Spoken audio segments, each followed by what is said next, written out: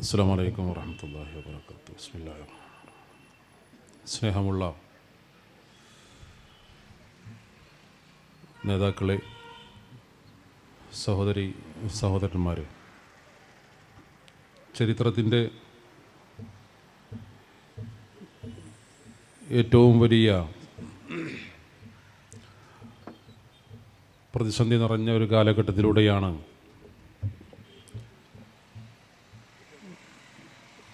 നമ്മുടെ രാജ്യം ഇപ്പോൾ കടന്നു പോയിക്കൊണ്ടിരിക്കുന്നത്.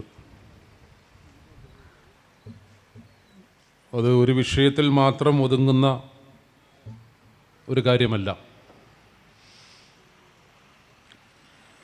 140 കോടി ജനങ്ങൾ വസിക്കുന്ന ഒരു മഹാരാജ്യം ജനാധിപത്യ മൂല്യങ്ങളുടെ പേരിലാണ് ലോകത്ത് അറിയപ്പെട്ടത്. ആ രാജ്യത്തിൻ്റെ ചരിത്രം കഴിഞ്ഞ 7.5 പതിറ്റാണ്ടോളമായി നാം വിശകലന വിധേയമാക്കുമ്പോൾ 2014 മുമ്പുള്ള ഇന്ത്യയും 2014 ശേഷമുള്ള ഇന്ത്യയും എന്ന് രണ്ടായി തിരിക്കേണ്ട ഒരവസ്ഥാവിശേഷമാണ് ഇന്നുള്ളത്. സാധാരണ ഇന്ത്യ ചരിത്രം പഠിക്കുന്ന വിദ്യാർത്ഥികൾ India before independence, India after independence എന്നാണ് പഠിക്കാറുള്ളത്. പ്രീ ഇൻഡിപെൻഡൻ്റ് ഇന്ത്യയും പോസ്റ്റ് ഇൻഡിപെൻഡൻ്റ് ഇന്ത്യയും. അവിടെ നിന്ന് മാറി 2014 മുമ്പുള്ള ഇന്ത്യ, 2014 ശേഷമുള്ള ഇന്ത്യ എന്ന തരത്തിലേക്ക്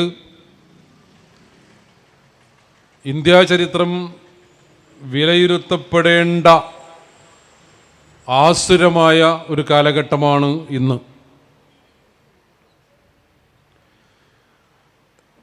ഏതാണ്ട് 200 വർഷക്കാലം, 2 നൂറ്റാണ്ട് കാലം ഇന്ത്യ രാജ്യത്തെ അടക്കി ഭരിച്ച ബ്രിട്ടീഷ് രാജ് 1757 പ്ലാസി യുദ്ധത്തോടു കൂടിയാണ് സാമ്രാജ്യത്വത്തിൻ്റെ അടിത്തറ പാകിയത്. ആ ബ്രിട്ടീഷ് രാജിനെതിരെ ഇന്ത്യക്കാരുടെ ഐക്യനിരയിൽ നിന്ന് ഉയർന്നു വന്ന ഒരു സമരമുണ്ടായത് 1 നൂറ്റാണ്ടിന് ശേഷമാണ്. ഇടക്കാലത്ത് ഒറ്റപ്പെട്ട സമരങ്ങളുണ്ടായി. പക്ഷേ അധികാരം കൊണ്ടും ആധുനിക സൗകര്യങ്ങൾ കൊണ്ടും അടിച്ചമർത്തൽ സമീപനങ്ങൾ കൊണ്ടും അതിനെയെല്ലാം ബ്രിട്ടീഷുകാരെ തല്ലിക്കെടുത്തി. 1757 പ്ലാസി. 100 വർഷം കഴിഞ്ഞ് ഒരു നൂറ്റാണ്ട് പിന്നിടുമ്പോൾ 1857 ഇന്ത്യയുടെ 1ാം സ്വാതന്ത്ര്യ സമരമുണ്ടാകുന്നത്.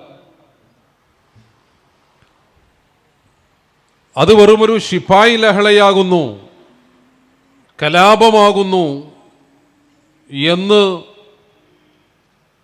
അതിനെ വക്രീകരിച്ചുകൊണ്ടും കൊച്ചാക്കി ചിത്രീകരിച്ചുകൊണ്ടും ബ്രിട്ടീഷുകാരൻ ചരിത്രം എഴുതി. പക്ഷേ അത് the first war of independence എന്നാണ് ഇന്ത്യ ചരിത്രം രേഖപ്പെടുത്തിയത് നിഷ്പക്ഷരായ ചരിത്രകാരന്മാർ. പിന്നെയും ഒരു 90 വർഷം നമുക്ക് മുന്നോട്ട് പോകേണ്ടി വന്നു. 1947 അന്നാണ് നമ്മുടെ സ്വാതന്ത്ര്യത്തിൻ്റെ പുലരിയുണ്ടാകുന്നത്. രാജ്യം ഈ 190 വർഷം, ഏതാണ്ട് 2 നൂറ്റാണ്ട് കാലം അവകാശ നിഷേധങ്ങളുടെയും പൗരാവകാശ ലംഘനങ്ങളുടെയും ഏകാധിപത്യത്തിൻ്റെ ചാട്ടവാറിൻ്റെയും കീഴിലായിരുന്നു. അവിടെ നിന്ന് മാറി ആധുനിക ഇന്ത്യ എന്ന് പറയുന്ന വലിയ സങ്കല്പങ്ങളോടുകൂടി പിറവിയെടുത്ത ഒരു രാജ്യം. നെഹ്റു ഇന്ത്യയുടെ ഒന്നാമത്തെ പ്രധാനമന്ത്രിയായി. നെഹ്റു മുന്നോട്ട് വെച്ച ഏറ്റവും വലിയ ആശയം സ്വാശ്രയ രാജ്യമെന്നാണ്, കാർഷിക സമൃദ്ധിയുള്ള രാജ്യമെന്നാണ്. മൗലാന അബുൽ കലാം ആസാദ് ഇന്ത്യയുടെ ഒന്നാമത്തെ വിദ്യാഭ്യാസ മന്ത്രിയായി. വിദ്യാഭ്യാസ രംഗത്ത് വലിയ കുതിച്ചുചാട്ടമുണ്ടായി. സർദാർ വല്ലഭായ് പട്ടേൽ ഇന്ത്യയുടെ ആദ്യത്തെ ആഭ്യന്തരമന്ത്രിയായി. ആ ക്യാബിനറ്റിൽ ഇന്ത്യയുടെ ഒന്നാമത്തെ ഭക്ഷ്യമന്ത്രിയായിരുന്നു റാഫി അഹമ്മദ് കിദ്വായി. ഉത്തരേന്ത്യൻ സംസ്ഥാനങ്ങളിൽ അക്കാലത്ത് പടർന്നു പിടിച്ച ദാരിദ്ര്യം, പട്ടിണി, മരണം, കാർഷിക രംഗത്തെ പ്രയാസങ്ങൾ, പാവപ്പെട്ടവന്റെ കഷ്ടപ്പാടുകൾ, ഭക്ഷണമില്ലാതെ ഇന്ത്യൻ ജനത പ്രയാസപ്പെടുന്ന സാഹചര്യത്തിൽ ആധുനിക ഇന്ത്യയുടെ ഏറ്റവും വലിയ ഒരു കാൽവെപ്പായി നെഹ്റു നടപ്പിലാക്കിയ റാഫി അഹമ്മദ് കിദ്വായ് നേതൃത്വം കൊടുത്ത ഭക്ഷ്യസുരക്ഷാ പദ്ധതിയിലൂടെ, സിവിൽ സപ്ലൈസ് വകുപ്പിന്റെ ശാക്തീകരണത്തിലൂടെ ഉത്തരേന്ത്യയിലെ പട്ടിണി പരിഹരിക്കാൻ സാധിച്ചു. അന്ന് രാജ്യത്തിന് വേണ്ടി പണിയെടുക്കുന്ന രാഷ്ട്രനായകന്മാരുണ്ടായി. അതാണ് ആധുനിക ഇന്ത്യ എന്ന് പറഞ്ഞാൽ. ഇന്ത്യയുടെ പേരും പ്രശസ്തിയും ആഗോളതലത്തിൽ അടയാളപ്പെട്ട് കിടന്നു. കാരണം രാജ്യം സ്വതന്ത്രമായപ്പോൾ വളരെ കലുഷിതമായ ഒരു സാഹചര്യമായിരുന്നു. ഒന്നുകിൽ അരാജകത്വം, അല്ലെങ്കിൽ ഏകാധിപത്യം, അല്ലെങ്കിൽ ആഭ്യന്തര യുദ്ധം. ഈ 3 വെല്ലുവിളികളാണ് രാജ്യത്തുണ്ടായിരുന്നത്. ഈ മൂന്നാലൊരു പ്രതിസന്ധിയിലേക്ക് രാജ്യം നീങ്ങുമെന്ന് ആശങ്കിച്ചു നിന്ന ഒരു സമയത്താണ് ആധുനിക ഇന്ത്യയെ ലോകത്തിനു മുമ്പിൽ മാതൃകയാക്കി ഉയർത്തിക്കാണിക്കുവാൻ അന്നത്തെ ഭരണാധികാരികൾക്ക് സാധിച്ചത്. അതിലേറ്റവും പ്രധാനപ്പെട്ട ഒന്ന് ഇവിടെ ഊന്നിപ്പറയാൻ ആഗ്രഹിക്കുന്നത് ഈ ഭക്ഷ്യസുരക്ഷയാണ്. ജനങ്ങൾക്ക് വേണ്ടി നിലകൊള്ളുകയാണ് ഭരണകൂടം. പാവപ്പെട്ടവന്റെ വികാരങ്ങൾ മനസ്സിലാക്കുകയാണ്, അവന് വേണ്ടി നിയമങ്ങൾ തീർക്കുകയാണ്. റാഫി അഹമ്മദ് കിദ്വായ് യുപിക്കാരനായിരുന്നു. അദ്ദേഹമായിരുന്നു ഭക്ഷ്യവകുപ്പ് മന്ത്രി, അഗ്രികൾച്ചറൽ മിനിസ്റ്റർ, കാർഷിക മന്ത്രി. അദ്ദേഹം മരിച്ചപ്പോൾ നെഹ്റു യുപിയിലെ അദ്ദേഹത്തിൻ്റെ ഗ്രാമത്തിൽ അദ്ദേഹത്തിൻ്റെ വീട് സന്ദർശിക്കുന്ന രംഗം ചരിത്രം രേഖപ്പെടുത്തിയിട്ടുണ്ട്. റാഫി അഹമ്മദ് കിദ്വായിയുടെ കൊച്ചു കൂര കണ്ട് നെഹ്റുവിൻ്റെ കണ്ണുകൾ നിറഞ്ഞുവെന്നാണ്. സ്വന്തമെന്ന് പറയാൻ മണിമാളികയില്ലാത്ത, ആർഭാടങ്ങളില്ലാത്ത, സമ്പന്നരല്ലാത്ത രാഷ്ട്രനായകന്മാർ അവർ നേതൃത്വം കൊടുത്ത രാജ്യമാണിത്. ഇന്ന് അവിടെ നിന്ന് മാറിയെന്ന് മാത്രമല്ല, ഇപ്പൊ നാളെ റിപ്പബ്ലിക് ദിനമാണ്. ഈ റിപ്പബ്ലിക് എന്ന് പറഞ്ഞാൽ ഒരു ഭരണഘടനയിൽ അധിഷ്ഠിതമായി,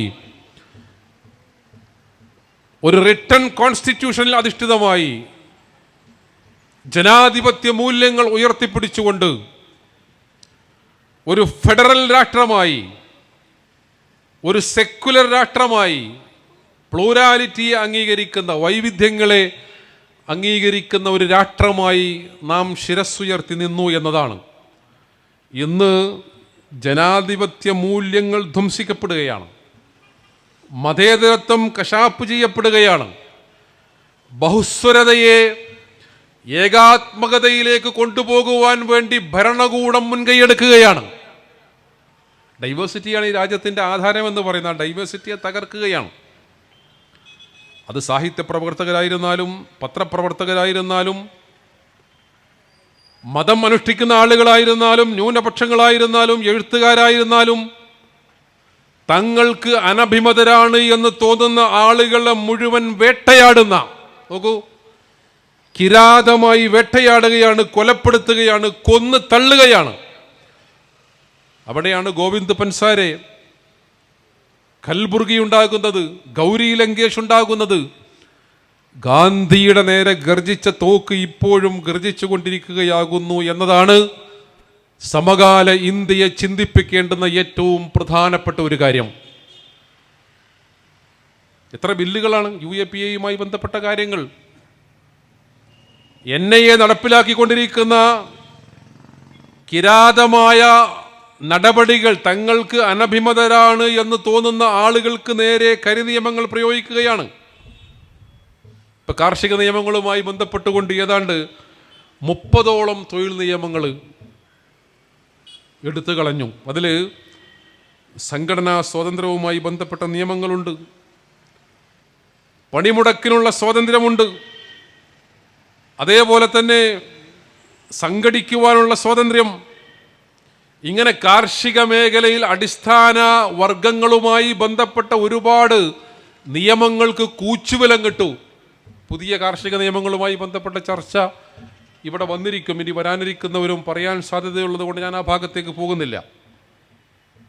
ഇങ്ങനെ ഫാഷിസവും കോർപ്പറേറ്റുകളും ഒരുമിച്ച് കൈകോർത്തുകൊണ്ട് മുന്നോട്ട് പോയിക്കൊണ്ടിരിക്കുകയാണ്. ആഗോള കുത്തകകൾക്ക് വേണ്ടി നമ്മുടെ വിപണിയുടെ നിർവചനം തന്നെ മാറ്റി ചെയ്തിരിക്കുകയാണ്. വിപണി എന്ന് പറയുന്നത്, മാർക്കറ്റ് എന്ന് പറയുന്നത് തന്നെ അതിൻ്റെ ഡെഫിനിഷൻ തന്നെ മാറിയിരിക്കുന്ന ഒരു കാലഘട്ടമാണ്. വ്യവസ്ഥാരഹിതമായി യാതൊരു നിയമങ്ങളും അനുസരിക്കാതെ ആർക്കും എവിടെയും കടന്നു വരാവുന്ന, എല്ലാവർക്കും മുമ്പിലും നിയമങ്ങൾക്കതീതമായി വാതിലുകൾ മലർക്കെ തുറന്നു വെച്ചുകൊണ്ട് ജനാധിപത്യത്തിൻ്റെ അടിസ്ഥാന സ്വഭാവത്തെ പോലും അപകടപ്പെടുത്തുന്ന തരത്തിലേക്ക് കാര്യങ്ങൾ പോയിക്കൊണ്ടിരിക്കുകയാണ്.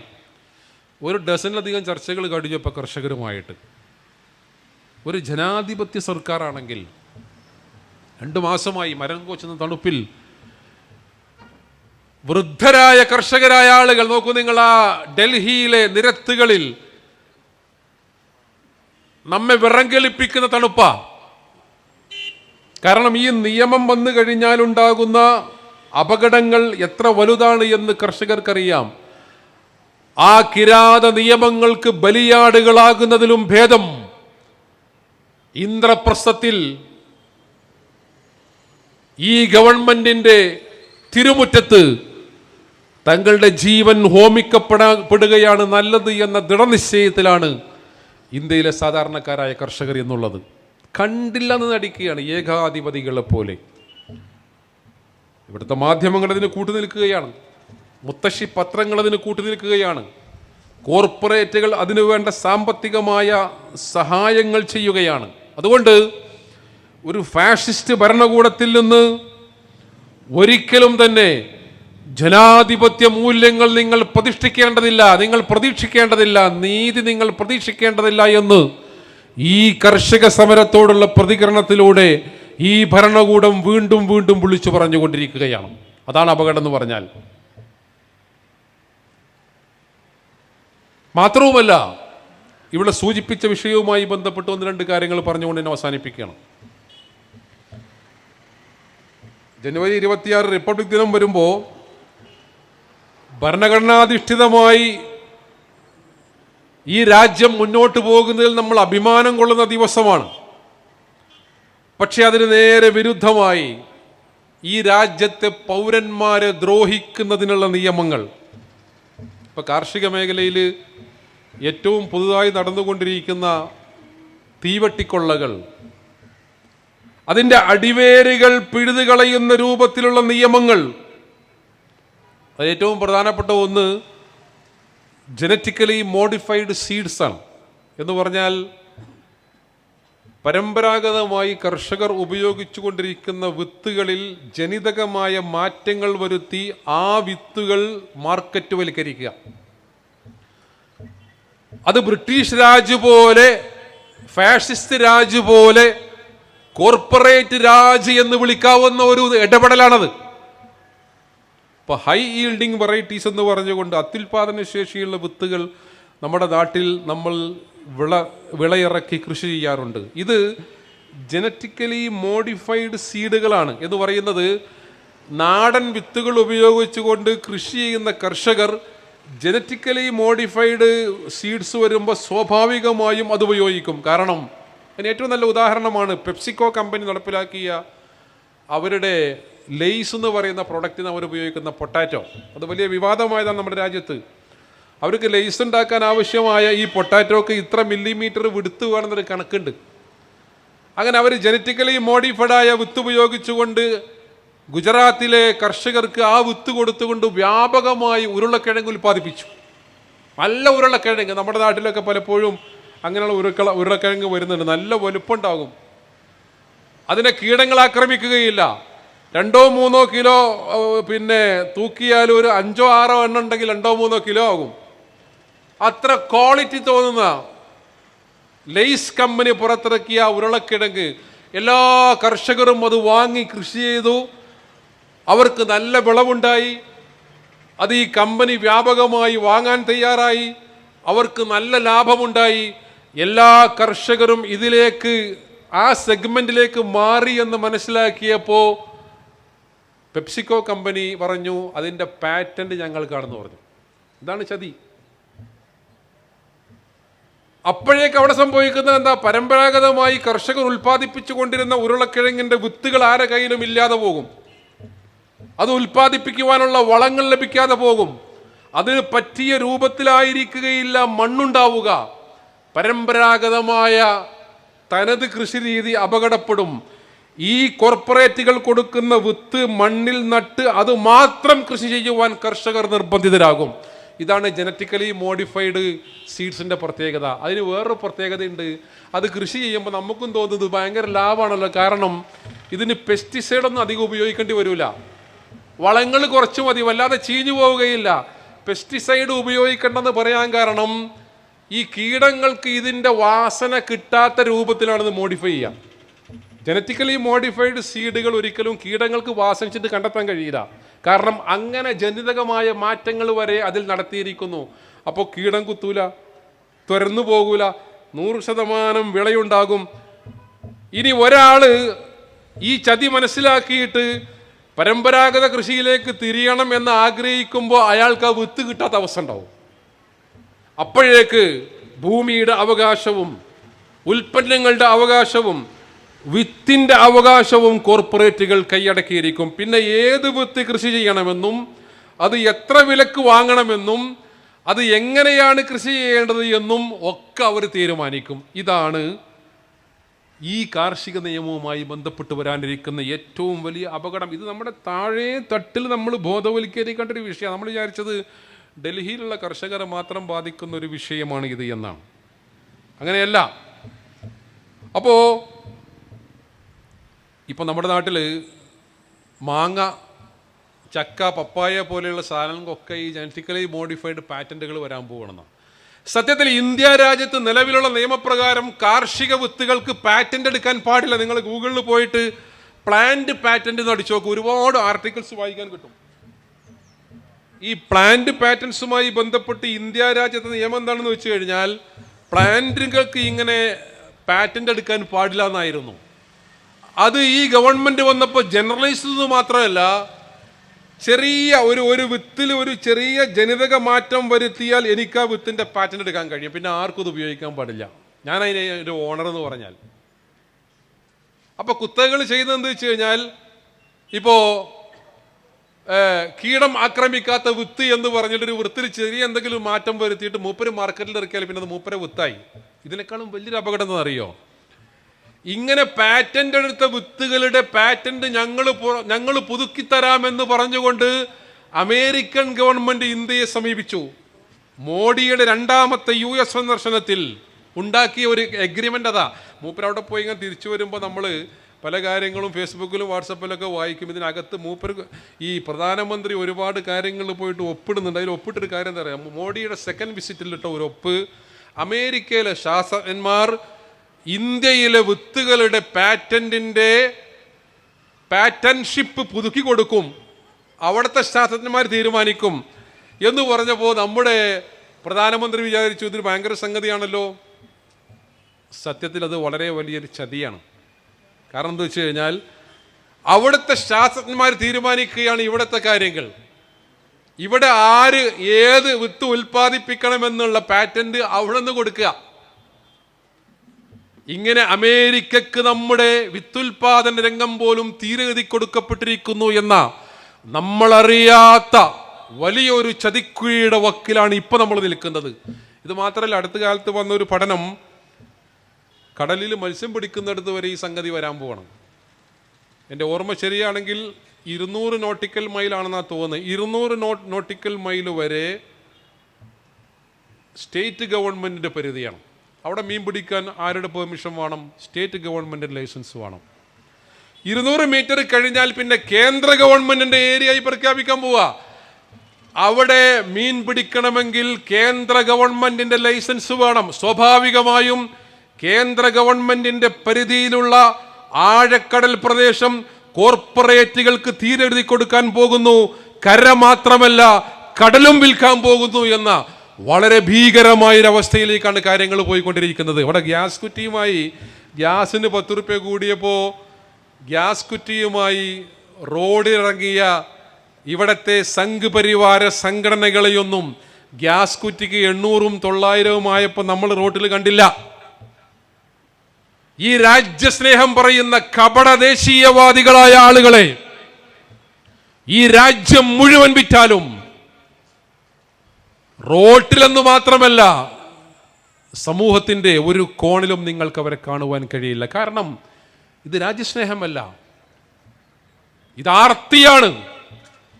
ഇത് കോർപ്പറേറ്റുകൾക്ക് ഈ രാജ്യത്ത് തീരെഴുതി കൊടുക്കുന്ന വളരെ വൃത്തികെട്ട സമീപനമാണ്. എന്നിട്ട് പറയും രാജ്യസ്നേഹമാണ്. ഇപ്പോൾ നോക്കൂ, നിങ്ങൾ ഡൽഹിയിൽ നടക്കുന്ന സമരത്തിൽ സിഖ് സംഘടനയുമായി ബന്ധപ്പെട്ട പല സംഘങ്ങളെയും ഭീകരവാദികളായി, അവർ ഇന്ന ഭീകര സംഘടനയുമായി ബന്ധമുണ്ട്, അവർ ഇന്ന വിധ്വംസക കേന്ദ്രങ്ങളുമായി ബന്ധമുണ്ട് എന്ന് പറഞ്ഞിട്ട് NIA ഇടപെട്ട് UAPയെയും കിരാത നിയമങ്ങളും ചുമത്തുകയാണ്. ജനാധിപത്യത്തിൻ്റെ ഒരു മൂല്യവുമായും ബന്ധമില്ലാത്ത, അതെങ്ങനെ ഉണ്ടാവുക? ഈ ഭരണഘടന അംഗീകരിക്കാത്ത ആളുകളാണ് രാജ്യം ഭരിച്ചുകൊണ്ടിരിക്കുന്നത്. ഇന്ത്യൻ കോൺസ്റ്റിറ്റ്യൂഷനാണ് നമ്മുടെ ഈ റിപ്പബ്ലിക്കിൻ്റെ ഏറ്റവും പ്രധാനപ്പെട്ട ഒരു സൗന്ദര്യം എന്ന് പറയുന്നത്. ആ കോൺസ്റ്റിറ്റ്യൂഷൻ ഇവർ അംഗീകരിക്കുന്നില്ലല്ലോ. ഇന്ത്യയുടെ ഭരണഘടന മനുസ്മൃതിയാകണമെന്ന് വാദിക്കുന്ന ആളുകൾ ഓരോ പൗരൻ്റെയും ബാധ്യതയാണ് ദേശീയ ചിഹ്നങ്ങൾ ആദരിക്കുക എന്ന് പറഞ്ഞാൽ. ദേശീയ ഗാനം ചൊല്ലുമ്പോൾ എല്ലാവരും എഴുന്നേറ്റ് നിൽക്കണം, ദേശീയ പതാകയെ എല്ലാവരും ബഹുമാനിക്കണം. എന്നാൽ ജനഗണമനയല്ല നമ്മുടെ ദേശീയ ഗാനമെന്നും വന്ദേ മാതരമാണ് നമ്മുടെ ദേശീയ ഗാനമെന്നും പറയുന്ന ആളുകൾക്ക് ഈ രാജ്യത്തിൻ്റെ ദേശീയതയോടും ജനാധിപത്യത്തോടും എന്ത് മമതയാണുള്ളത്? നമ്മുടെ രാജ്യത്തിൻ്റെ ഏറ്റവും വലിയ ഐശ്വര്യമായി പാറിക്കളിക്കുന്ന ത്രിവർണ പതാക, ആ മൂവർണ പതാക, അതിൻ്റെ മധ്യത്തിലുള്ള അശോക ചക്രം, അത് ചരിത്രത്തിൻ്റെ ഏറ്റവും വലിയ അടരുകളാണ്. അശോക ചക്രവർത്തി കലിംഗയിൽ യുദ്ധം ചെയ്ത്, കലിംഗ എന്ന് പറഞ്ഞൊരു ചെറിയ രാജ്യമാണ്. ആ രാജ്യത്തെ ആളുകൾ വലിയ പ്രതിരോധശേഷിയുള്ള ആളുകളായിരുന്നു. കലിംഗ മാത്രം പിടിച്ചെടുക്കാൻ അശോകന് കഴിഞ്ഞില്ല. ഒരു അർദ്ധരാത്രിയാണ് അശോകൻ കലിംഗയെ ആക്രമിക്കുന്നത്. അർദ്ധരാത്രി കലിംഗയെ ആക്രമിച്ച് കലിംഗ കീഴ്പ്പെടുത്തി പിറ്റേ ദിവസം കലിംഗയിലെ വിജയമാഘോഷിക്കുവാൻ വേണ്ടി രഥത്തിൽ കലിംഗയിലേക്ക് വരുന്ന അശോക ചക്രവർത്തി കണ്ട കാഴ്ചകൾ ഭീകരമായിരുന്നു. രക്തം തളം കെട്ടിക്കിടക്കുന്ന കലിംഗ, കരയുന്ന മാതാക്കൾ, വാവിട്ട് നിലവിളിക്കുന്ന കുഞ്ഞുങ്ങൾ, വിധവകളായ സ്ത്രീകൾ, കൊല്ലപ്പെട്ട് കിടക്കുന്ന പുരുഷന്മാരും യുവാക്കളും. അങ്ങനെ അശോകന്റെ മനസ്സ് മാറിയത്. ആ കലിംഗയുടെ ഭൂമിയിൽ വെച്ചുകൊണ്ട് അശോക ചക്രവർത്തി ബുദ്ധമതം സ്വീകരിച്ചു. എന്താ ബുദ്ധമതത്തിന്റെ ഏറ്റവും വലിയ ആശയം എന്ന് പറഞ്ഞാൽ അഹിംസോ പരമോ ധർമ്മോ എന്നാണ്. അഹിംസയാകുന്നു ഏറ്റവും വലിയ ധർമ്മം. പിന്നീടുള്ള ജീവിതകാലം മുഴുവൻ രാജ്യത്തിൻ്റെ നാനാഭാഗങ്ങളിൽ സമാധാന സന്ദേശങ്ങൾ എഴുതി വെക്കുന്ന ശിലാഫലകങ്ങൾ സ്ഥാപിക്കുവാനാണ് അശോക ചക്രവർത്തി ചെലവഴിച്ചത്. സാരനാഥിലെ അശോക സ്തംഭത്തിലുള്ള ആ ചക്രമാണ് അശോക ചക്രം എന്ന് പറയുന്നത്. നമ്മുടെ നോട്ടിലൊക്കെ നോക്കിയാൽ ഇങ്ങനെ ആ ആനകൾ നിൽക്കുന്ന സാധനം ഉണ്ടല്ലോ, ആ അശോക ചക്രമൊക്കെ ഉണ്ടല്ലോ, അതൊക്കെ സമാധാനത്തിൻ്റെയും ഈ രാജ്യത്തിൻ്റെ പൈതൃകത്തിൻ്റെയും ഏറ്റവും വലിയ പ്രതീകങ്ങളാണ്. അതാണ് നമ്മുടെ ദേശീയ പതാകയിലുള്ളത്. ഇവർ പറയുന്നത് എന്താ? ഇന്ത്യയുടെ ദേശീയ പതാക എന്ന് പറയുന്നത് ഒട്ടിപ്പ് പതാകയാണെന്നും ഇന്ത്യയുടെ ദേശീയ പതാക പീതവർണ്ണ പതാകയായ ഭഗവധ്വജമാകുന്നു എന്നും വാദിക്കുന്ന ആളുകളാണ് രാജ്യം ഭരിച്ചുകൊണ്ടിരിക്കുന്നത്. ഇങ്ങനെ ഭരണഘടന അംഗീകരിക്കാത്ത, ദേശീയ പതാകയെ അംഗീകരിക്കാത്ത, ദേശീയ ഗാനത്തെ അംഗീകരിക്കാത്ത 2 മാസക്കാലം നീണ്ടു നിൽക്കുന്ന ഈ രാജ്യത്തിന്റെ അടിസ്ഥാനവർഗമായ കർഷകരെ കണ്ടില്ലെന്ന് നടിക്കുന്ന, അതാണ് റാഫി അഹമ്മദ് കിദ്വായിയിൽ നിന്ന് ഇന്നത്തെ അഗ്രികൾച്ചർ മിനിസ്റ്ററായിട്ടുള്ള നരേന്ദ്ര സിംഗ് തമോറിലേക്കുള്ള ദൂരം എന്ന് പറഞ്ഞാൽ അത് ജനാധിപത്യത്തിൽ നിന്നും ഫാഷിസത്തിലേക്കുള്ള ദൂരമാണ്. നമ്മൾ ശരിക്കും മനസ്സിലാക്കേണ്ടതുണ്ട്. രാജ്യം അപകടപ്പെട്ടുകൊണ്ടിരിക്കുകയാണ്. ഞാൻ അവസാനിപ്പിക്കുന്ന സഹോദരങ്ങളെ, ഇങ്ങനെ ജനാധിപത്യ മൂല്യങ്ങളെയും ജീവിക്കുവാനുള്ള അവകാശങ്ങളെയും കവർന്നെടുത്തുകൊണ്ട് വെട്ടുന്ന പോത്തിനെ പോലെ മുന്നോട്ട് പോയിക്കൊണ്ടിരിക്കുന്ന ഈ ഒരു സമകാല ഭരണ സംവിധാനത്തെ ഇന്ത്യൻ ജനത ഒറ്റക്കെട്ടായി പ്രതിരോധിച്ചില്ലെങ്കിൽ നമുക്ക് നഷ്ടപ്പെടുന്നത് മഹത്തായ പാരമ്പര്യമുള്ള നമ്മുടെ ജനാധിപത്യ രാജ്യമായിരിക്കും. ഈ കർഷക സമരത്തിൻ്റെ പ്രാധാന്യം അതാണ്. ആ പ്രാധാന്യം ഉൾക്കൊണ്ടുകൊണ്ട് ഇതൊരു കർഷകന്റെ പ്രശ്നമല്ല, ഇത് രാജ്യത്തിന്റെ പ്രശ്നമാണ് എന്നുള്ള ഉൾവിളി ഏറ്റെടുത്തുകൊണ്ടാണ് ഇത്തിഹാദ് ശുബ്ബാനുൽ മുജാഹിദീൻ ISM ഇതേപോലെയുള്ള ഒരു സമരമുറക്ക് തിരികൊളുത്തിയിരിക്കുന്നത്. ഇതൊരു തുടക്കം മാത്രമാണ്. ഈ സമരം ഇവിടെ അവസാനിക്കുന്നില്ല. ഈ സമരം നിരന്തരമായ പ്രക്ഷോഭങ്ങളിലൂടെ നമ്മൾ ഏറ്റെടുക്കണം. വ്യത്യസ്തമായ സമരമുറകളിലൂടെ നമ്മൾ തുടർന്നു കൊണ്ടുപോകണം എന്ന് അഭ്യർത്ഥിച്ചുകൊണ്ട് എല്ലാവിധ അഭിവാദ്യങ്ങളും അർപ്പിച്ചുകൊണ്ട് അവസാനിപ്പിക്കുന്നു. ജയ് ഹിന്ദ്. അസ്സലാമു അലൈക്കും വറഹ്മത്തുള്ളാഹി വബറകാതുഹു.